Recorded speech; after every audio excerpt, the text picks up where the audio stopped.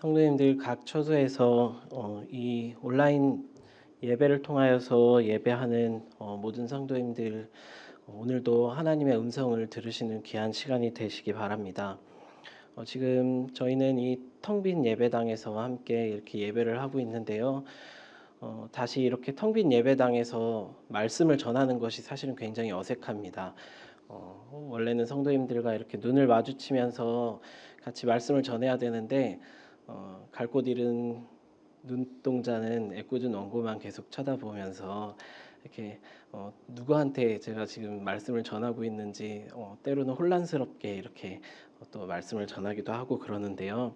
그래도 우리가 하나님의 음성에 함께 귀 기울이면서 또 말씀에 갈급한 마음을 가지고 이 시간 함께 예배하는 모든 성도님들 한 분 한 분을 떠올리면서 우리가 함께 말씀을 전할 때 또 성도님들도 많은 은혜 받으셨으면 좋겠습니다.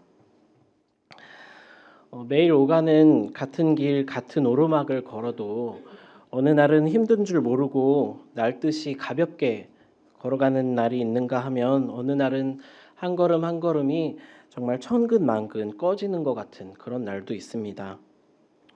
또 온몸을 크게 다쳐도 금방 회복될 것처럼 힘이 나는 그런 날도 있는가 하면 어느 날은 그냥 손가락 하나를 살짝 베었을 뿐인데도 하루 종일 속상하고 계속 쓰라린 날도 있죠. 평생을 전쟁터에서 보낸 백전 노장의 장수였던 이 다윗에게도 이날의 피난길은 평소와 달리 유독 아프고 힘들고 쓰라린 날이었습니다. 우리가 익히 알다시피 다윗은 소년 때부터 전쟁터를 누볐던 사람입니다. 온 이스라엘이 벌벌 떨던 그 거인 골리앗도 두려워하지 않았던 그런 소년이었고 이스라엘 최고의 용사였습니다. 수많은 전투를 치렀고 또 승리했고 또 패하기도 했고 전쟁터를 자기 집처럼 살았던 사람입니다. 거할 곳이 없어서 이곳저곳을 유랑하며 다니기도 했고 또 목숨을 걸고 도망쳐야만 했던 그런 수많은 순간들도 경험했던 사람입니다.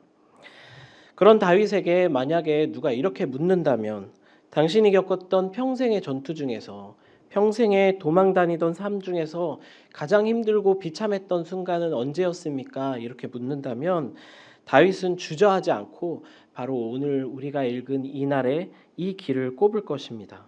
바로 자신의 아들인 압살롬에게 자신의 왕위를 빼앗기고 자신의 부하들과 그저 목숨만을 건지기 위해서 급하게 도망을 치던 바로 그 길입니다. 천하에 두려울 것이 없었던 이 다윗 왕이 왜 이렇게 비참한 모습으로 아들에게 쫓겨서 도망을 치게 되었을까요? 이 일의 발단은 약 10여 년 전으로 거슬러 올라갑니다. 다윗의 큰아들이었던 이 암논의 강간 사건으로부터 시작된 일입니다.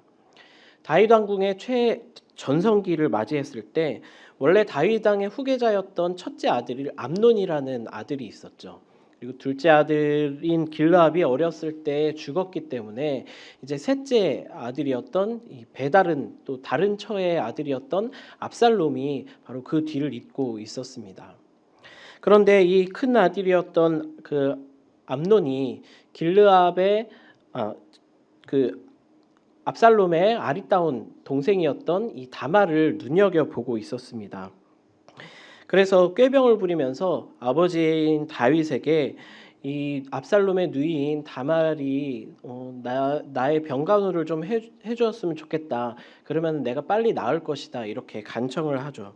그래서 다윗이 다말에게 가서 너의 오라비가 너무 아프니까 가서 병간호를 너가 해줄 수 있겠냐. 그래서 다말을 이제 그 큰아들인 암논에게 보내서 그 침실에서 간호를 해주게 됩니다.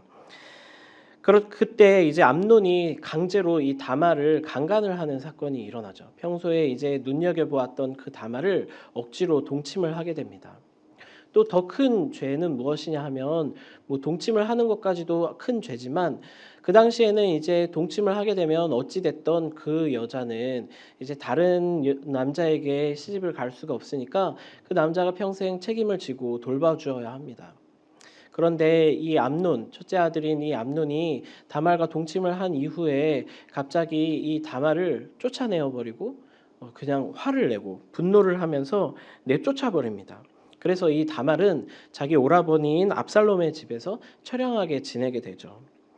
이 일을 들은 다윗이 매우 화가 났습니다. 자기 첫째 아들인 암논이 자기의 어떤 누이인, 비록 뭐 배는 다르고 다른 처의 소생이지만 그래도 자기 누이인 이 다말을 억지로 동침을 하고, 그리고 그 다말을 책임지지 않고 이 내쫓아서 이 다말이 슬피 울고 있다는 이 소식을 들은 이 다윗이 얼마나 화가 났겠습니까?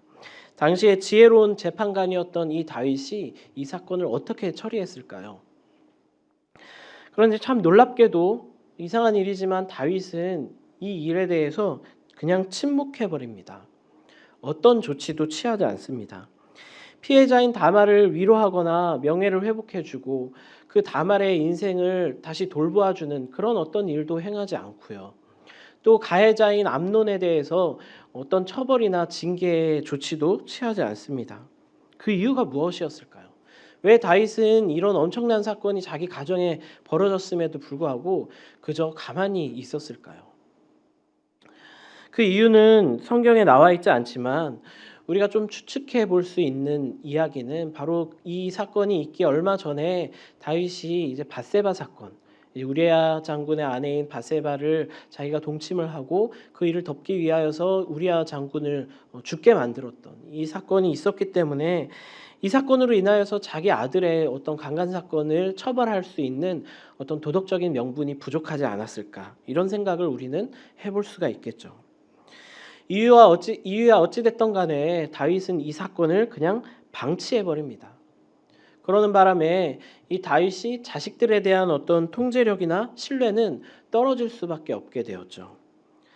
자식들은 아마 아버지가 제 역할을 제대로 못하는구나, 큰아들 암논도 내가 이런 혼날 짓을 했는데도 아버지가 나한테 아무 말 안 하는구나, 이렇게 생각했을 것이고, 또 이 압살롬에게도 이런 엄청난 일이 벌어졌는데도 아버지가 저 큰 형인 암논을 가만히 두는구나, 이런 생각을 하면서 자식들에게 대한 어떤 신뢰를 다윗은 잃어버리고 맙니다.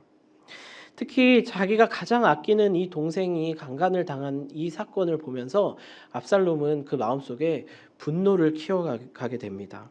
그리고 2년 동안 조용히 지낸 후에 사람들이 이 사건을 점점 잊어갈 그 무렵쯤에 잔치를 열어서 이 다윗의 모든 아들들을 초청하고 그 자리에서 큰 형인 암논을 죽여버리게 됩니다.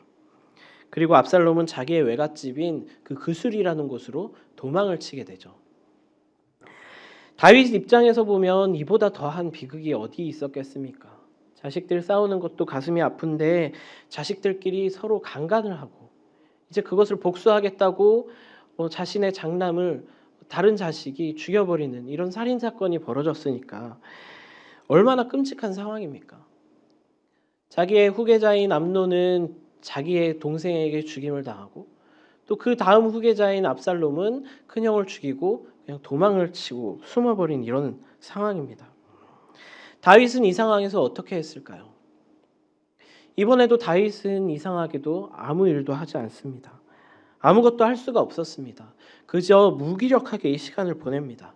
암논을 죽인 압살롬을 찾아가서 벌하지도 않고, 그렇다고 압살롬아, 내 누이 다말이 그런 일을 당했으니까 너도 참 마음이 아팠구나 하면서 위로하고 용서하지도 못합니다.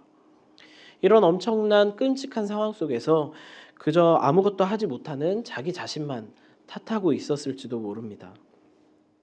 그렇게 또 3년이라는 시간이 하염없이 흘렀습니다. 다윗은 이 3년이 지나면서 자신의 아들인 압살롬을 그리워하게 됩니다. 그리고 다윗의 부하였던 요압이 그것을 눈치채고 다윗의 허락을 받아서 다시 압살롬을 이 예루살렘 자기의 집으로 불러들입니다.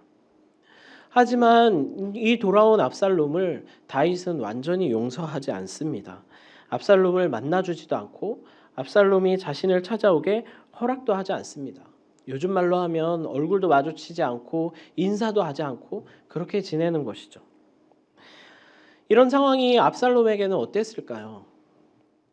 3년 동안 큰형을 죽이고 무서워서 도주 생활을 하다가 드디어 아버지가 자신을 집으로 부르신다는 소식을 듣고 한달음에 달려왔습니다. 아버지의 용서를 기대하면서 달려왔겠죠. 하지만 아버지의 용서는 완전한 용서가 아니었습니다. 성 안에서 안전하게 살 거처는 마련해 주었지만 아버지가 정작 자신을 만나주지 않습니다. 자신을 멀리하는 거죠. 몸은 그전보다 훨씬 편해졌겠지만 마음이 훨씬 불편해졌습니다. 아직도 자신을 미워하고 거절하는 그 아버지를 먼발치에서 그저 바라만 보아야 했던 이 압살롬은 어떤 마음으로 이 시기를 보냈을까요? 처음에는 그저 집으로 돌아올 수 있게만 해준 것이 감사했겠지만 점점 그 마음이, 자신의 삶이 너무나 고통스럽게 느껴졌을 것입니다. 이런 고통 속에서 압살롬은 또다시 분노를, 앙심을 키워갑니다. 그리고 자신을 고통스럽게 하는 이 아버지에게 복수할 것을 계획을 합니다. 그 전에 자신의 어떤 여동생 다말이 강간을 당한 사건 때도 아버지가 가만히 침묵하고 있었던 것부터 아버지에 대한 분노는 사실 잘하고 있었을지도 모르죠. 압살롬은 4년 동안이나 긴 시간 동안 아버지에 대한 복수의 마음을 키워갑니다. 매일 성문 앞으로 나와서 백성들에게 옳고 그름, 시시비비를 가려주는 일을 하는 거예요. 너 참 잘했는데, 너 이게 참 옳은데 너의 이 옳음을, 너의 이 억울함을 들어줄 사람이 어디 있느냐?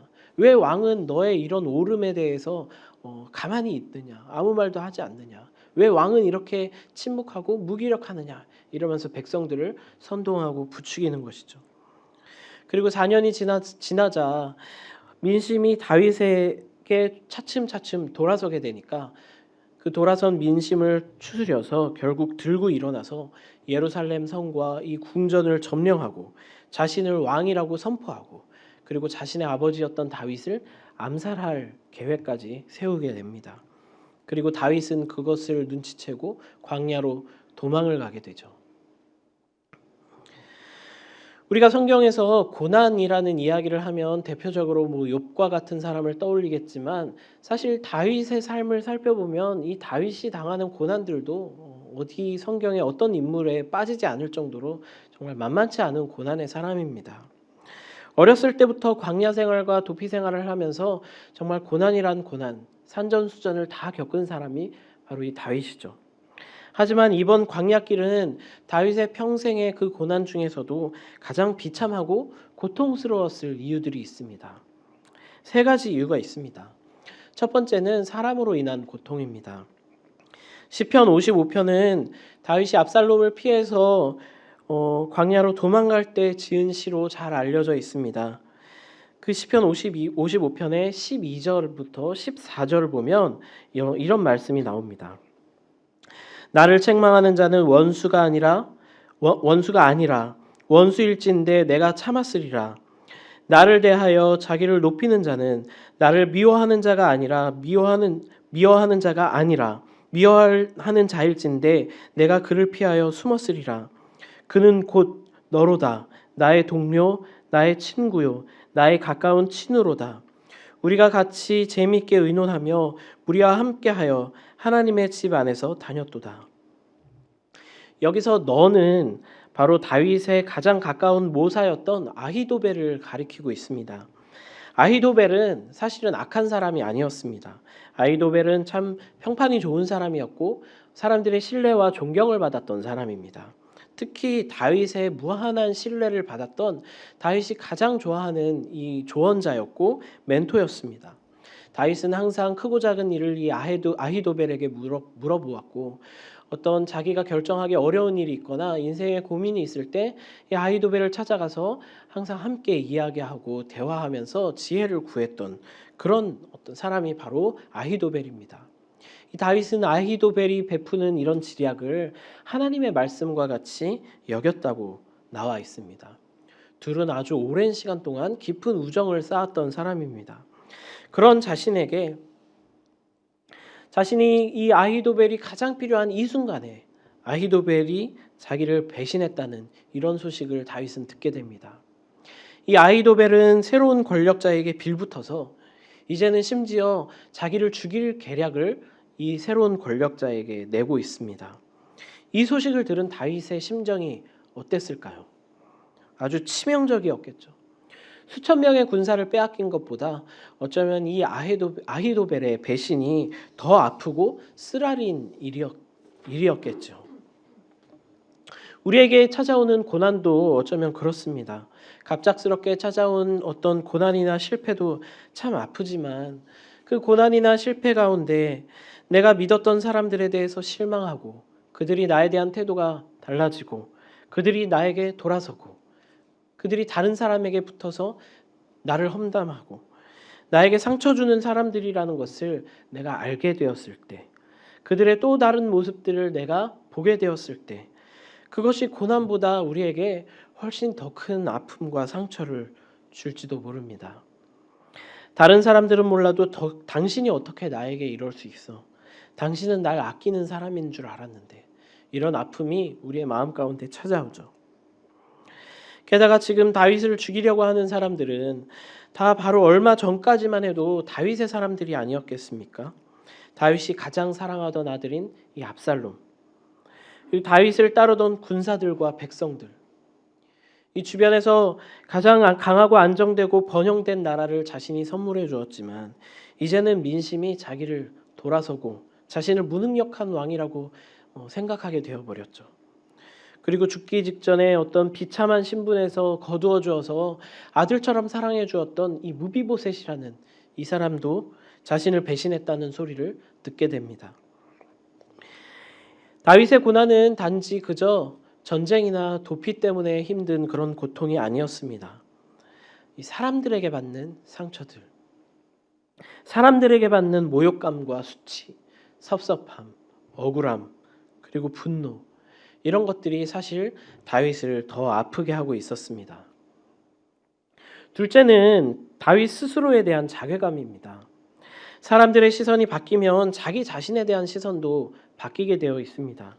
다윗이 자기 자신을 예전 같지 않게 느끼게 되었죠. 젊었을 때는 그래도 이스라엘 최고의 전사였고 사람들이 입을 모아서 칭송하는 그런 영웅이었고 또 훌륭한 리더였고 어딜 가나 승승장구하는 사람이었습니다. 하지만 지금은 이제 너무 나이가 들어버렸죠. 자신의 모습이 얼마나 초라해져 버렸을까요? 게다가 평생을 원래는 광야에서 보내다가 오랜 고생을 마치고 드디어 화려한 왕궁에서 이제 안락한 삶과 절대적인 부와 권력으로 자신의 여생을 편안하게 보내는가 했는데 이 말년에 다시 이렇게 광야로 쫓겨나게 된 이 다윗이 얼마나 낙심하고 지쳤겠습니까? 얼마나 상실감이 컸겠습니까?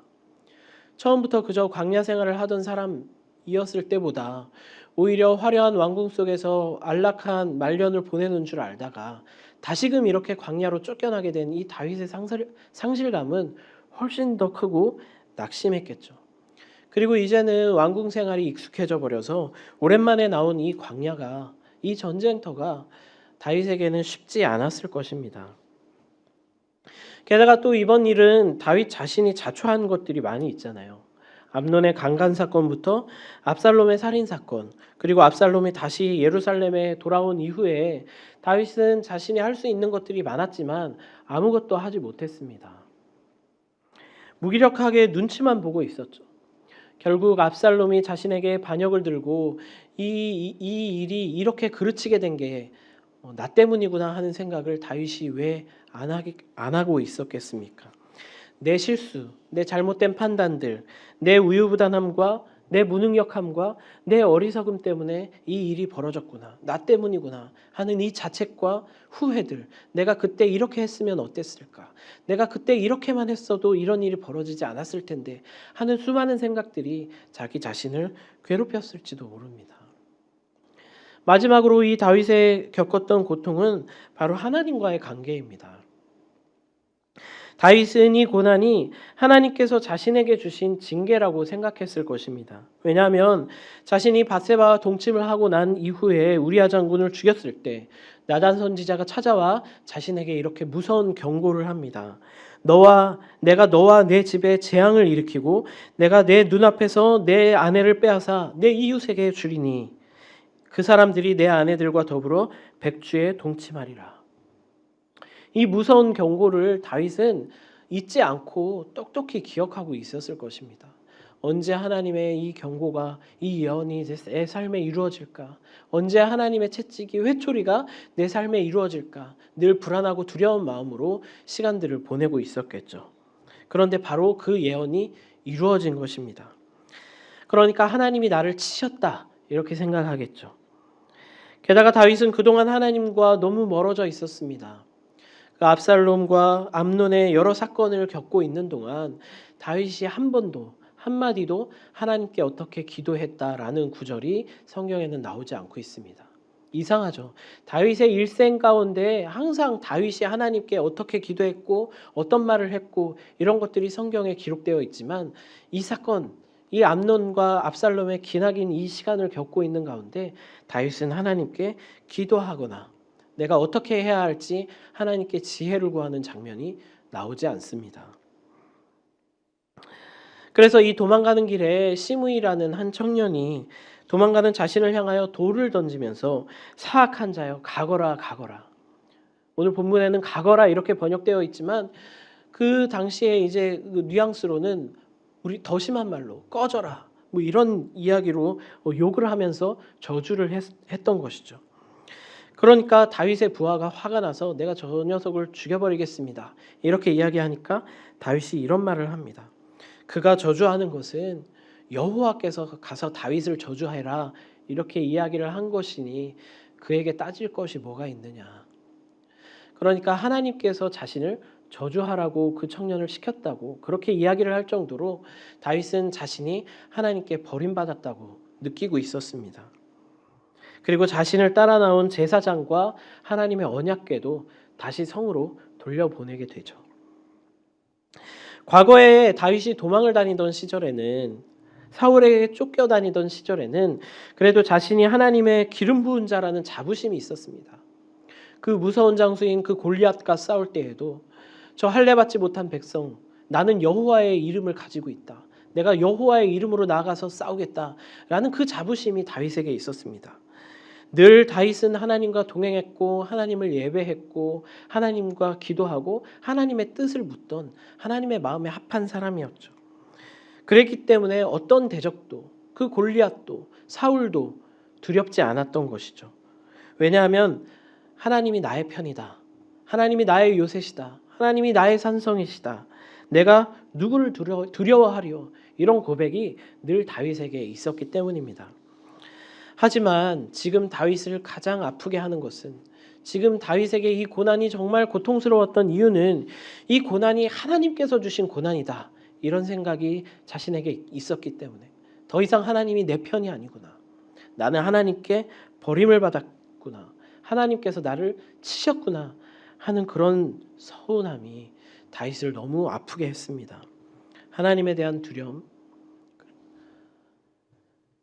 그 속에서 다윗은 고통받고 있었습니다. 우리 크리스천들에게 찾아오는 고난이 유독 더 아픈 이유가 바로 이것이죠. 하나님이 나를 치신 게 아닐까? 하나님이 나를 버린 게 아닐까? 내가 하나님께 무언가 잘못했기 때문에 하나님께 무언가 밉보였기 때문에 더 이상 하나님이 나를 용서하지 않겠다는 뜻으로 이런 고난을 주셨나? 하나님이 나를 심판하시나? 하나님께서 이제는 더 이상 나를 사랑하지 않는가? 하는 이런 마음들이 우리를 괴롭게 하죠. 이런 여러 가지 이유들 때문에 이날은 다윗의 인생에서 가장 참혹하고 힘든 날이었을 것입니다. 그런데 우리가 잘 다시 한번 살펴보면 이날이 다윗에게는 참 힘든 날이었겠지만 우리가 한 발 떨어져서 보면 이런 고통스러운 날에도 다윗에게는 하나님의 위로가 함께하고 있었다는 사실을 우리는 눈치챌 수 있습니다. 그리고 어쩌면 이날은 다윗의 삶이 가장 빛나는 열매들로 가득한 날이었을지도 모릅니다. 왜냐하면 다윗은 자신을 배신한 사람들 때문에 아픔과 상실을 경험하고 있었지만 역설적으로 이날은 다윗이 얼마나 많은 사람들에게 신뢰와 사랑을 받고 있었는지를 뚜렷하게 보여주는 날입니다. 이제 모든 권력을 빼앗기고 도망자 신세가 되어서 언제 죽임당할지 모르는 이제 쫓겨다니는 이 망명자 신세인 초라한 왕을 목숨 걸고 따라 나선 많은 신하들이 있었습니다. 압살롬의 편에 서면 안락한 삶이 보장됨에도 불구하고 수많은 이들이 목숨을 걸고 다윗과 함께 이 광야 생활, 이 전쟁터를 자처하며 나섰습니다. 그리고 압살롬에게 들어가서 스파이 역할을 했고요. 또 아히도벨의 배신이 있고 나서 또 후세라는 새로운 친구가 찾아와서 이 다윗을 위해서 모략을 짜냅니다.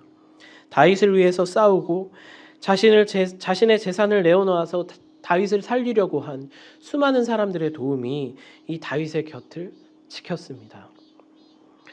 그리고 다윗 자신이 자괴감에 빠져 있을 때, 자기 스스로를 초라하게 느끼고 있을 때 역설적으로 다윗은 비로소 다윗다움이 무엇인지 다시 자기다움을 회복하게 됩니다. 다윗이 도망을 가면서 보이는 모습들은 오랜만에 정말 다윗이 참 다윗이구나 하는 생각을 우리로 하여금 하게 만듭니다.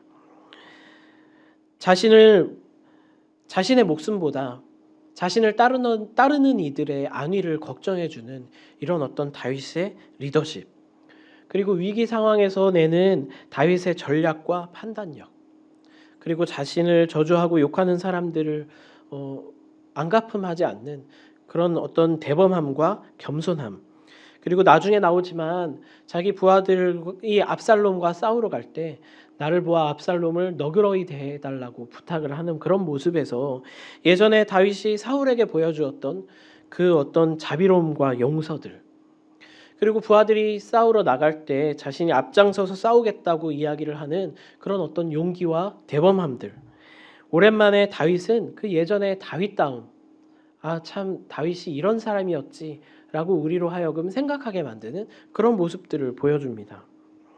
다윗은 그동안 다윗다움을 잃어버리고 있었습니다. 다윗은 왕이었고 부와 권력과 명예를 쥐고 수많은 수식어들로 다윗을 치장하고 칭송하는 사람들로 둘러싸여 있었지만 다윗은 점점 자기 자신의 모습을 잃어가고 있었습니다.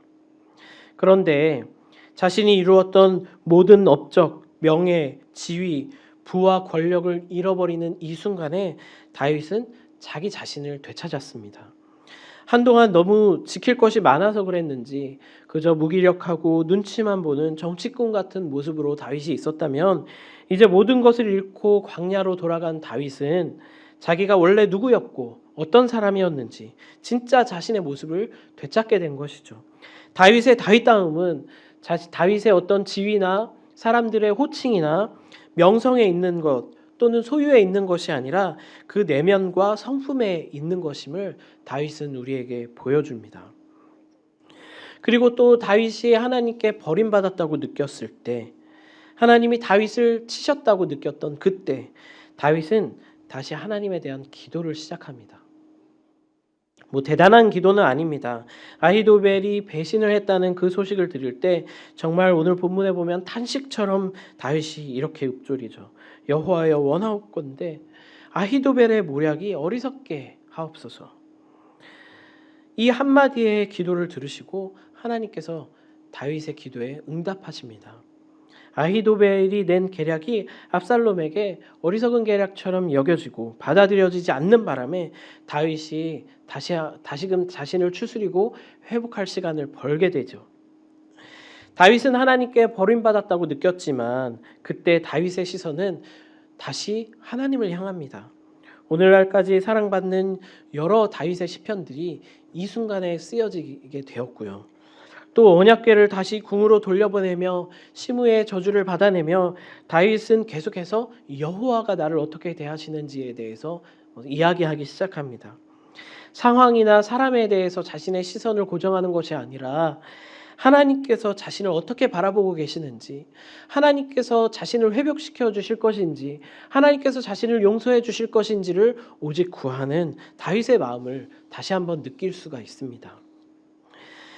다윗이 사람들에게 배신당하고 또 자신에게 실망하고 하나님께 버림받았다고 느꼈던 인생 가장 깊은 그 고통의 그 순간이야말로 다윗과 함께하는 사람들이 있었고, 그리고 가장 다윗다운 모습을 드러내는 순간이었고, 그리고 하나님의 특별한 도우심 속에 하나님과 깊은 관계를 다시 한번 회복하는 시간이었습니다. 밤이 깊어질수록 별은 더 빛나게 되어 있죠. 고린도후서 1장에서 바울은 이렇게 우리에게 이야기합니다. 찬송하리로다. 그는 우리 주 예수 그리스도의 하나님이시요 자비의 아버지시요 모든 위로의 하나님이시며 우리의 모든 환난 중에서 우리를 위로하사 우리로 하여금 하나님께 받는 위로로서 모든 환난 중에 있는 자들을 능히 위로하게 하시는 이시로다. 그리스도의 고난이 우리에게 넘친 것 같이 우리가 받는 위로도 그리스도로 말미암아 넘치는도다. 우리에게 고난이 찾아올 때, 고난이 깊어질 때, 또 절망 속에 빠져 있을 때, 답답하고 어려울 때, 우리에게 웃음을 잃어버리고 밥을 먹어도 무슨 맛인지 모르겠고 우리가 숨을 들이쉬어도 숨을 쉰 것 같지 않은 그런 가슴이 답답함이 찾아오는 그때 잠시 우리의 눈을 돌려 우리의 주변에 여전히 빛나고 있는 그 별들, 하나님의 위로들을 바라보시기 바랍니다. 여전히 나와 함께하고 있는 사람들이 있다면 초라해 보이지만 내가 하나님께서 만들어주신 하나님께서 사랑하시는 나로서의 내 모습을 잃어버리지 않을 수 있다면 그리고 여전히 나를 사랑하셔서 고되고 지친 내 삶에도 주의 날개 그늘 아래 잠시 내 몸을 뉘어 그 하나님의 위로를 받게 하시는 머물게 하시는 그 하나님이 계시다면 어쩌면 그 순간도 나중에 하나님 나라에서 볼 때 내 삶의 가장 빛나는 순간 중 하나로 남아있을 것입니다. 함께 기도하겠습니다. 사랑의 하나님 아버지, 다윗이 가장 고난이 깊은 그 순간에 하나님의 위로가 함께하고 있었듯이 우리가 때로는 어렵고 넘어지고 지치고 고난받는 그 순간에 우리 주변 사람들에게 상처받고 내 자신에게 실망하고 하나님께 버림받았다고 느끼는 그 순간에 우리와 여전히 함께 하시는 그 하나님의 위로가 우리에게 더욱더 빛나게 하여 주시옵소서. 감사드리며 예수님의 이름으로 기도합니다.